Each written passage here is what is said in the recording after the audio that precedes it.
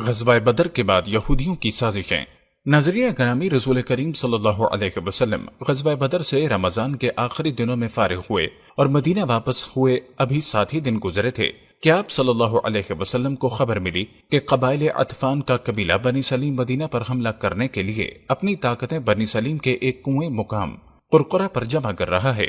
چنانچہ نبی کریم صلی اللہ علیہ وسلم نے مدینے پر سبع بن ارفتہ غفاری رضی اللہ تعالی عنہ یا ابن ام مکتوم رضی اللہ تعالی عنہ کو اپنا خلیفہ مقرر کیا اور 200 افراد پر مشتمل ایک فوج کی خود قیادت کرتے ہوئے انہیں اس کنویں پر جا لیا، لیکن وہ سب بھاگ گئے اور وادی میں 500 اونٹ چھوڑ گئے جن پر اسلامی فوج نے قبضہ کر لیا۔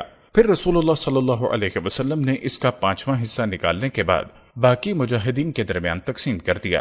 اس طرح ہر مجاہد کو 2 اونٹ ملے اور آپ صلی اللہ علیہ وسلم کو ایک غلام ملا جس کا نام یسار تھا۔ بعد میں اسے آپ صلی اللہ علیہ وسلم نے آزاد کر دیا تھا۔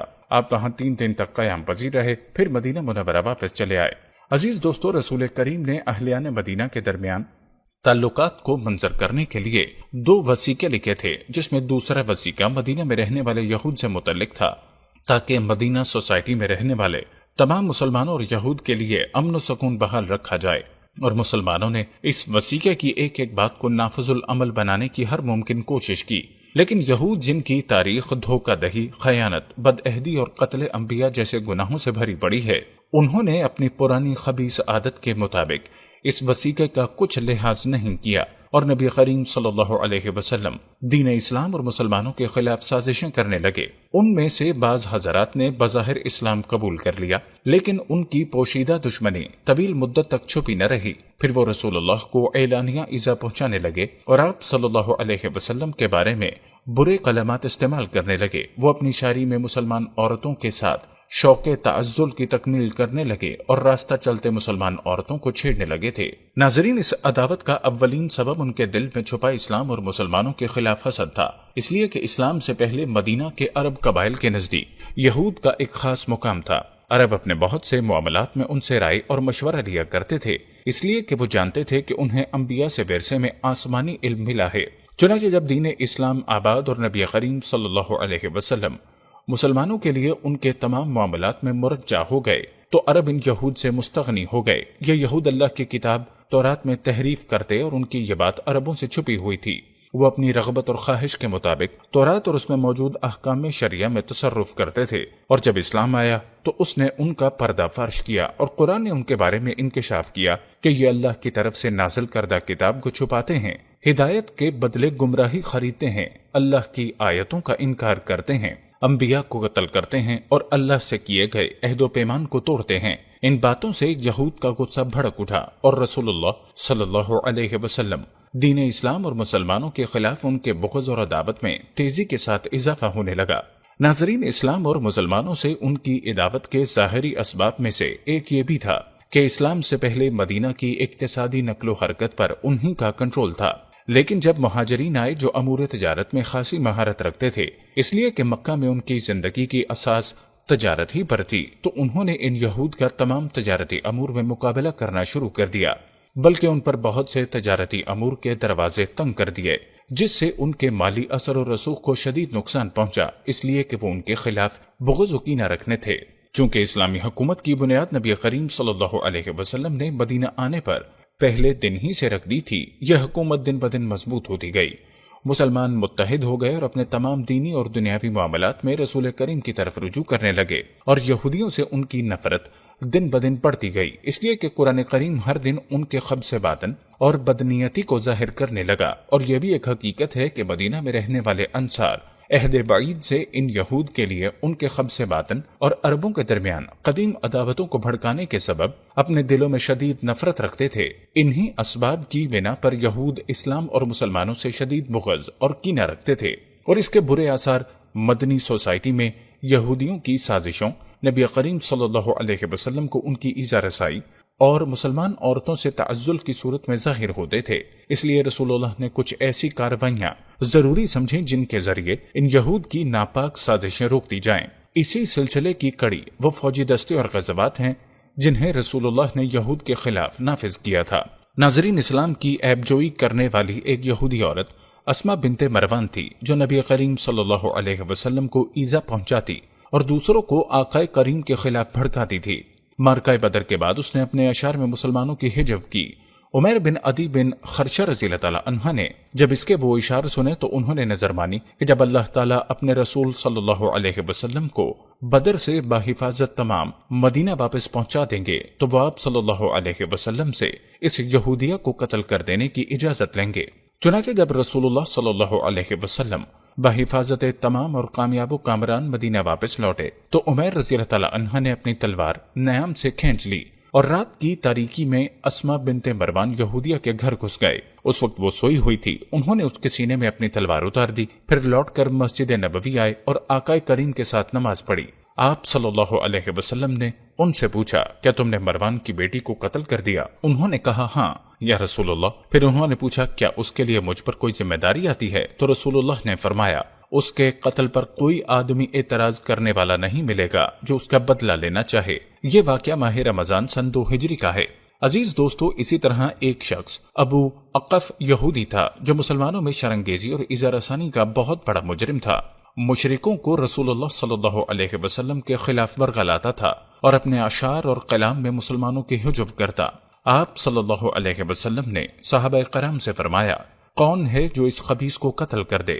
سالم بن عمیر رضی اللہ تعالی عنہ نے کہا، میں اس بات کی نظر مانتا ہوں کہ ابو افق کو قتل کر دوں گا یا اس راہ میں اپنی جان دے دوں گا۔ اس کے بعد حضرت سالم بن عمیر رضی اللہ تعالی عنہ اس کام کے لیے موقع کی تلاش میں رہے، یہاں تک کہ ماہ رمضان سن 2 ہجری کی ایک رات میں اس کے گھر پہنچے اور اسے قتل کر دیا اور اپنی نظر پوری کرنے اور رسول اللہ صلی اللہ علیہ وسلم کا حکم نافذ کرنے کے بعد اپنے گھر واپس آ گئے۔ یہی ہے بدلہ ان لوگوں کا جو اللہ اور اس کے رسول سے جنگ کرتے ہیں، جیسا کہ سورہ مائدہ میں ارشاد ہے، جو لوگ اللہ اور اس کے رسول سے جنگ کرتے ہیں اور زمین میں فساد پھیلانے میں لگے رہتے ہیں، ان کا بدلہ یہ ہے کہ انہیں قتل کر دیا جائے یا انہیں سولی پر چڑھا دیا جائے یا ان کے ہاتھ اور پاؤں مخالف جانب سے کاٹ دیے جائیں یا انہیں جلا وطن کر دیا جائے۔ یہ رسوائی ان کے لیے دنیا میں ہے اور آخرت میں انہیں عذاب عظیم دیا جائے گا۔ رسول اللہ صلی اللہ علیہ وسلم کی شہدائے بدر کے لیے بشارت۔ ناظرین گرامی، جنگ احد کے دن جب صحابہ کرام نے رسول اللہ صلی اللہ علیہ وسلم کا دفاع کرتے ہوئے اپنی جانوں کی بازی لگا دی اور بھگدڑ مچ جانے کے بعد دوبارہ انہوں نے اپنی صفوں کو درست کیا اور کافروں پر دوبارہ زبردست حملہ کر دیا، جس سے مشرکوں کو اپنی شکست کا یقین ہو گیا اور احد کی گھاٹیوں میں مسلمانوں کا پیچھا کرنے سے رک گئے۔ عزیز دوستو، مشرک ہمیشہ ہی کینہ پرپر اور خبیث طبیعت واقع ہوا ہے، اسی لیے مشرکوں نے کئی مسلمان مقتولین کے اعضاء کاٹے، ان کی شکلوں کو بگاڑا، ان کے کان، ناک اور جسم کے دیگر اعضاء کو کاٹا، حتیٰ کہ ابو سفیان کی بیوی ہندہ نے سیدنا حمزہ رضی اللہ تعالی عنہ کا پیٹ چاک کیا اور ان کا کلیجہ چبایا، لیکن اسے حلق سے نیچے نہیں اتار سکی تو اسے منہ سے باہر پھینک دیا، اور کافر عورتوں نے مجاہدین کے کانوں اور ناکوں کے پازیب اور ہار بنا کر پہنے۔ ایک روایت کے مطابق جب رسول اللہ صلی اللہ علیہ وسلم نے حضرت حمزہ کو ان کا مسئلہ کیے جانے کے بعد دیکھا تو فرمایا، اگر میں نے قریش کو پا لیا تو ان میں سے 30 آدمی کے مسئلے کروں گا۔ پھر جب صحابہ کرام نے آپ صلی اللہ علیہ وسلم کی تکلیف کا اندازہ لگایا تو کہنے لگے، اگر ہم نے ان کو پا لیا تو ہم ایسا مسئلہ کریں گے کہ کسی عربی نے کسی دوسرے کا نہیں کیا ہوگا۔ تب اللہ تعالیٰ نے وحی نازل فرمائی، اور مسلمانوں، اگر تم سزا دو تو اتنی ہی دو جتنی سزا تمہیں دی گئی تھی۔ لہٰذا رسول اللہ صلی اللہ علیہ وسلم نے صبر کیا اور مسئلہ کرنے سے منع فرما دیا۔ ناظرین، جب جنگ کی آگ سرد پڑ گئی اور اللہ تعالیٰ نے اس کی چنگاری کو بجھا دیا تو ابو سفیان نے پہاڑ کے اوپر سے جھانک کر آواز دی اور کہا، کیا تم لوگوں کے درمیان محمد موجود ہیں؟ اللہ کے نبی صلی اللہ علیہ وسلم نے فرمایا، اس کا جواب نہ دو۔ پھر اس نے پوچھا، کیا تمہارے درمیان ابن ابی قحافہ ہے؟ آپ صلی اللہ علیہ وسلم نے فرمایا، اس کا جواب نہ دو۔ اس نے پھر کہا، کیا تمہارے درمیان ابن الخطاب ہے؟ رسول اللہ نے فرمایا، اس کا جواب نہ دو۔ ابو سفیان نے ان تینوں کے علاوہ اور کسی کے بارے میں نہیں پوچھا۔ تب ابو سفیان نے کافروں سے کہا، تم لوگوں نے انہیں قتل کر دیا، اگر یہ زندہ ہوتے تو جواب دیتے۔ یہ سن کر حضرت عمر سے رہا نہ گیا تو انہوں نے کہا، اے اللہ کے دشمن، اے جھوٹے، جن کے تم نے نام لیے ہیں وہ سب زندہ ہیں، اور اللہ نے تمہارے لیے ان لوگوں کو ابھی باقی رکھا ہے جن کے نام سن کر تمہاری نیند حرام ہو جاتی ہے۔ ابو سفیان نے کہا مسلمان مقتولین کا مسئلہ کیا گیا ہے، میں نے ایسا کرنے کا حکم نہیں دیا گیا تھا، لیکن مجھے اس بات کی کوئی تکلیف بھی نہیں۔ پھر اس نے کہا حبل معبود اونچا رہے۔ تب نبی کریم نے صحابہ سے کہا کیا تم لوگ اس کا جواب نہیں دو گے؟ صحابہ نے پوچھا ہم کیا کہیں؟ آپ نے فرمایا کہو اللہ سب سے بلند اور سب سے اعلیٰ ہے۔ صحابہ نے یہی کہا تو ابو سفیان نے کہا ہمارے پاس عزا ہے اور تمہارے پاس عزا نہیں ہے۔ آپ نے پھر فرمایا کیا تم لوگ اس کا جواب نہیں دو گے؟ صحابہ نے پوچھا کہ ہم کیا کہیں؟ آپ صلی اللہ علیہ وسلم نے فرمایا کہو اللہ ہمارا مولا ہے اور تمہارا کوئی مولا نہیں ہے۔ صحابہ نے یہی کہا تو پھر ابو سفیان نے کہا آج کا دن بدر کے دن کا بدلہ ہے اور جنگ میں ایسا ہی ہوتا ہے۔ اس پر حضرت عمر رضی اللہ تعالی عنہ نے کہا نہیں، ہماری اور تمہاری جنگ برابر نہیں ہو سکتی، ہمارے مقتولین کا ٹھکانہ جنت ہوگا اور تمہارے مقتولین جہنم کا ایندھن بنیں گے۔ ناظرین، کفار قریش خائب و خاسر مکہ واپس لوٹے، سوائے انتقام کی پیاس بجھانے کے اور کوئی کامیابی ان کو حاصل نہ ہوئی۔ نہ انہیں کوئی مال غنیمت حاصل ہوا جو ان کے لیے دلیل بنتا کہ وہ غزوہ احد میں کامیاب لوٹے ہیں، اور نہ ان کے ہاتھوں میں کوئی ایک بھی مسلمان قیدی تھا تاکہ عربوں میں اعلان کرتے کہ وہ زیادہ طاقتور ہیں اور مسلمانوں پر غلبہ حاصل کر کے لوٹے ہیں، بلکہ اس کے برعکس اس کی فوج کی ایک بڑی تعداد مسلمانوں کی تلواروں اور نیزوں سے قتل کر دی گئی۔ ایک روایت کے مطابق مقتول مشرکین کی تعداد 22 تھی، جبکہ دوسری روایت کے مطابق مرنے والے مشرکین کی تعداد 37 تھی۔ ایک مشرک جو غزوہ احد اور مشرکوں کے نامراد لوٹنے کی خبر لے کر مکہ پہنچا وہ عبداللہ بن امیہ بن مغیرہ تھا۔ اس نے اچھا نہیں سمجھا کہ اہل قریش کی شکست کی خبر لوگوں کو اسی کے ذریعے ملے، اس لیے وہ چپکے سے طائف چلا گیا اور وہاں سے اس نے خبر بھیجی کہ اصحاب محمد جیت گئے اور ہم شکست کھا گئے۔ ناظرین، رسول اللہ صلی اللہ علیہ وسلم نے مشرکوں کے مکہ لوٹ جانے کی خبر کا اطمینان کر لینے کے لیے علی بن ابو طالب رضی اللہ تعالی عنہ کو یہ حکم دیا کہ وہ کافروں کے پیچھے جائیں اور دیکھیں کہ وہ کیا کرتے ہیں اور کیا چاہتے ہیں۔ اگر وہ گھوڑوں کی بجائے اونٹوں پر سوار ہیں تو اس کا مطلب یہ ہوگا کہ وہ مکہ لوٹ رہے ہیں، اور اگر گھوڑوں پر سوار ہوتے ہیں اور اونٹوں کو ہانک رہے ہیں تو اس کا مطلب یہ ہوگا کہ وہ مدینہ پر حملہ کرنا چاہتے ہیں۔ اللہ کی قسم جس کے ہاتھ میں میری جان ہے، اگر انہوں نے ایسا سوچا تو میں مدینہ میں ان کا مقابلہ کروں گا۔ حضرت علی کہتے ہیں کہ میں ان کے پیچھے نکلا تاکہ دیکھوں وہ کیا کرتے ہیں، تو وہ گھوڑوں کی بجائے اونٹوں پر سوار ہوئے اور مکے کی طرف روانہ ہو گئے۔ ناظرین، جب رسول اللہ صلی اللہ علیہ وسلم مدینہ کی طرف لوٹنے لگے تو بنی دینار کے ایک صحابیہ کے پاس سے گزرے جن کے شوہر، بھائی، باپ تینوں میدان احد میں شہید ہو گئے۔ جب انہیں یہ خبر دی گئی تو پوچھا رسول اللہ صلی اللہ علیہ وسلم کیسے ہیں؟ صحابہ نے کہا اے ام فلانا، رسول اللہ صلی اللہ علیہ وسلم اللہ کے فضل و کرم سے جیسا تم چاہتی ہو ویسے ہی ہیں، یعنی بخیر ہیں۔ تو انہوں نے کہا مجھے آپ صلی اللہ علیہ وسلم کو دکھلا دو تاکہ میں آپ کو دیکھ لوں۔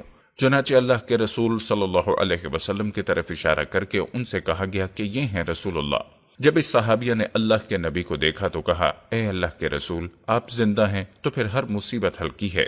اسی طرح دیگر صحابیات نے اپنے مقتولین کی مصیبت پر مومنانہ قلب و روح کے ساتھ صبر کیا اور اپنے غم کو فراموش کر کے رسول اللہ کے بارے میں پوچھتی رہیں، اس لیے کہ انہیں اپنے شوہروں اور اپنے رشتہ داروں سے زیادہ نبی کریم صلی اللہ علیہ وسلم کی زندگی اور خیر و عافیت کی فکر تھی۔ عزیز دوستو، رسول اللہ نے انصار و مہاجرین اور عورتوں کو ان کے مقتول بھائیوں اور رشتہ داروں کے بارے میں اللہ تعالیٰ کی طرف سے عظیم اجر و ثواب کی خوشخبری سنائی۔ آپ نے حضرت جابر کے والد عبداللہ بن حرام رضی اللہ تعالیٰ عنہ کی بیٹی سے کہا کیوں روتی ہو؟ تمہارے باپ کے اوپر تو فرشتے سایہ فگن رہے یہاں تک کہ وہ آسمان کی طرف اٹھا لیا گئے۔ ابن عباس رضی اللہ تعالیٰ عنہ کی روایت ہے کہ رسول اللہ صلی اللہ علیہ وسلم نے صحابہ سے فرمایا جب تمہارے بھائی میدان احد میں کام آ گئے تو اللہ نے ان کی روحوں کو ہر چڑیوں کی جوف یعنی پیٹ میں رکھ دیا۔ یہ چڑیاں جنت کی نہروں میں پانی پیتی ہیں اور اس کے پھل کھاتی ہیں اور عرش الہی کے سائے میں بنی قندیلوں کے ارد گرد اڑتی رہتی ہیں۔ انہی کے بارے میں اللہ تعالیٰ نے سورہ آل عمران میں فرمایا اور جو لوگ اللہ کی راہ میں قتل کر دیے گئے آپ انہیں مردہ نہ سمجھیں بلکہ وہ تو اپنے رب کے پاس زندہ ہیں اور انہیں روزی دی جاتی ہے۔ جابر رضی اللہ تعالیٰ عنہ فرماتے ہیں کہ ایک آدمی نے احد کے دن کہا اے اللہ کے رسول صلی اللہ علیہ وسلم، اگر میں قتل کر دیا جاؤں تو میرا ٹھکانہ کہاں ہوگا؟ آپ نے فرمایا جنت میں۔ چنانچہ اس نے اپنے ہاتھ میں موجود کھجوریں پھینک دی اور جنگ کرنے لگے یہاں تک کہ شہید ہو گئے۔